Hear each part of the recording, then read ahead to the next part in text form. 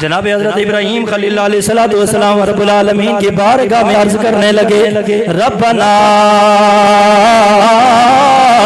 انی اسکنت من ذریتی بواد غیر ذی زرع، اے مولا تیرا حکم تھا میں اپنی آل اولاد کو وادی غیر زر کے اندر چھوڑ کے آ گیا ہوں، ربنا لیقیموا الصلاۃ واجعل افئدۃ من الناس تهوی الیہم وارزقهم من الثمرات لعلهم یشکرون۔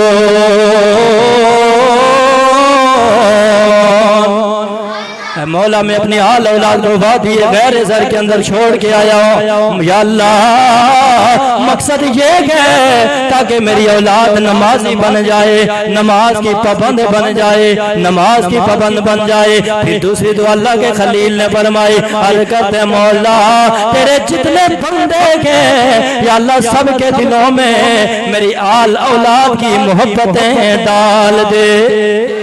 کہاں وہ زمانہ کہاں وہ دور کہ ایک بندہ بھی مکے کی سرزمین پہ نہیں ہے۔ پھر اللہ کے خلیل نے دعا فرمائی، ایک قبیلہ آیا آباد ہو گیا، دوسرا آیا آباد ہو گیا، تیسرا آیا آباد ہو گیا، چوتھا آیا آباد ہو گیا۔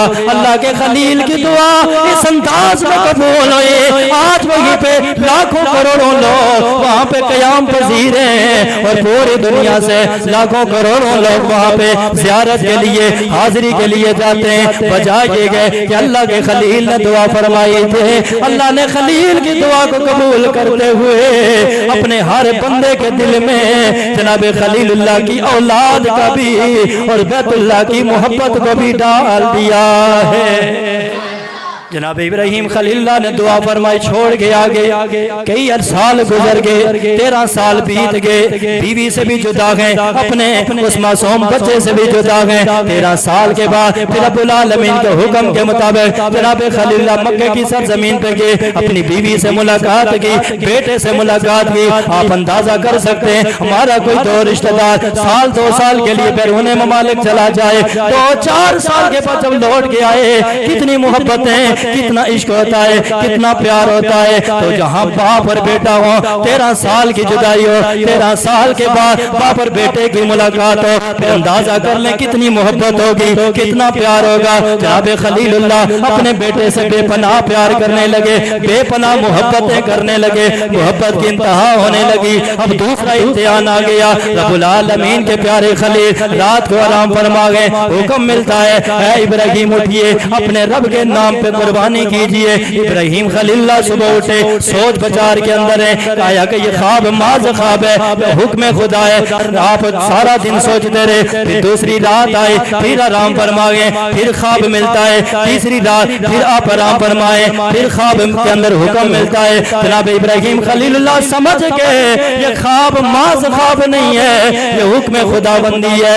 صبح اٹھے، اپنے بیٹے کو لیا، تیار کر کے بنا سنوار کے اپنے بیٹے کو ساتھ لیا اور ساتھ لے کر پہاڑی کے اوپر چڑھنے لگے۔ اپنے بیٹے کو مخاطب ہو کے فرماتے ہیں اے میرا بیٹا انی ارا فی المنام انی اذبحک فانظر ماذا تری۔ فرما بیٹا میں نے خواب دیکھا ہے کہ میں خواب کے اندر تجھے ذبح کر رہا ہوں، بیٹا بتا تیری کیا رائے ہے، تو اس بارے میں کیا کہتا ہے۔ بیٹا بھی کوئی عام بیٹا نہیں تھا، اللہ کے خلیل کا بیٹا تھا۔ زور اللہ یا خود سبحان اللہ، بیٹا بھی عام بیٹا نہیں، اللہ کے خلیل کا بیٹا تھا۔ عرض کرنے لگا یا ابت افعل ما تؤمر ستجدنی انشاء اللہ من الصابرین۔